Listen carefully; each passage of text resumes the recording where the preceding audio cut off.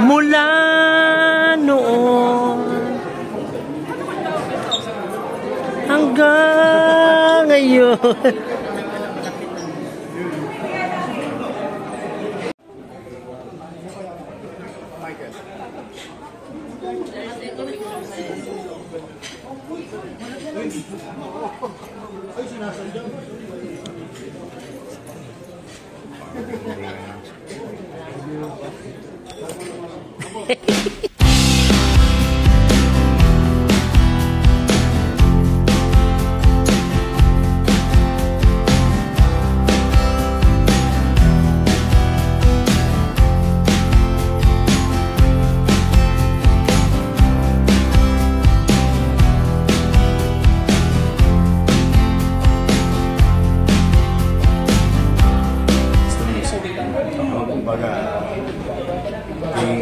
Itong naganap na rally for peace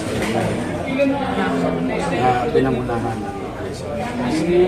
ay isang bagay na papatunay tunay na gawin ng mamamayan. Kanina nga, nagkaroon na lang ng reaction, timing ho, dahil sa nagmosyon si Congressman Sandro Marcos at binakante po ang pwesto ng House Committee on Appropriations at aprobado po yan ng kapulungan. So, malaki itong kabado po, binakante na po ang Appropriations Committee dahil sa... Kasi nasa rally tayo kanina, kaya abala-abala tayo makipagkaisa sa pagkakapayapaan. At marahil siguro, dahil sa ano naman natin na nagkaroon po ng mga kontrobersiya at pagkatanong dito po sa 2025 national budget. So marahil siguro naramdaman din po nila yung mensahe at nais ng parating ng peace rally ngayon ng Iglesia ng Cristo. Mabigat yung mensahe. Ang tawag na natin yan, kung di ako nagkakamali sa Latin, res ipsa liquiditas. The thing speaks for itself. Lumabas ang tao. Tumasok ang sarili lang sa Latin. Napuyat na bunyay upang tumugon sa panawagan ng pagkakaisa. I think I rest my case kung ako sa kanila, sort of say, makinig na tayo sa tao. Hindi yung, lalo na kanina yung teksto, yung tagubilin. Hindi ang katapatan ay sa kapag-politiko lang. Dapat ang katapatan sa paglilingkod sa bayan ay sa taong bayan. Tingin ko yun yung mensahe na dapat tingnan ng isang institusyon o bahagi ng gobyerno ngayon. Kasi, kita mo, kay Presidente na nga nanggaling mismo yung bill, di ba? Tigilan nyo. Wala yung kapararakan. Wala yung bagay sa katatayan ng taong bayan.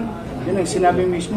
Nanonood ako kanina. And although napanood ko rin yun nung nakaraan. Pero yun ang maliwanag na mensahe ng Presidente kanina doon sa video na napanood. Okay, sa panguli. At siyempre, kanina karamadan po ng buong kaanib at ng Iglesia ng Cristo magkaisa dito po sa Luzon ng Manila. At siguro, ano po ang mensahe? Importante po magkaisa po talaga para makamtan po yung hinahangad ng lahat na kaunlaran at kapayapaan ng lungsod. Well, sa ating mga kababayan, isa sa pinakamalaking pinakarap ng suliranin. Maraming suliranin ng Manila. Amen, and so on and so on. Tingin ko itong agarang problema natin, problema ng basura. Siyempre, ayoko naman na nag-good kung nabangon ng natin minsan ang naka-recover na tayo. Pinutularan na tayo sa buong Pilipinas, sa mga pagsasakayos para magkaroon ng kapanatagan ng pamumuhay ng tao sa buhay. Ngayon naman po sa ating mga nanonood sa Tagalungsod, tumulong na lang muna tayo sa pamahalaan ngayon, sa kasalukuyan, na sinupi ng maigi yung ating mga basura. At tumulong na lang po muna tayo, magkaisa muna tayo na linisin ang ating kapaligiran. Kung hindi natin maasahan ng gobyerno, I think kaya natin asahan ang isa't isa sa pagkakaisa na maging malinis, maaliwalas at panatag muli ang pamumuhay sa Diyos. Yawa ang Diyos kung manamahal kong lolo't lola, mga nanay, tatay at mga batang may. Konti na lang po, awan Diyos. Magkikita-kita rin tayo sa finals. Sa tamang panahon, sa tamang pagkakataon, at sa tulong ng Diyos at sa tulong ninyo, nakabalik tayo. Lilinisin natin muli ang may.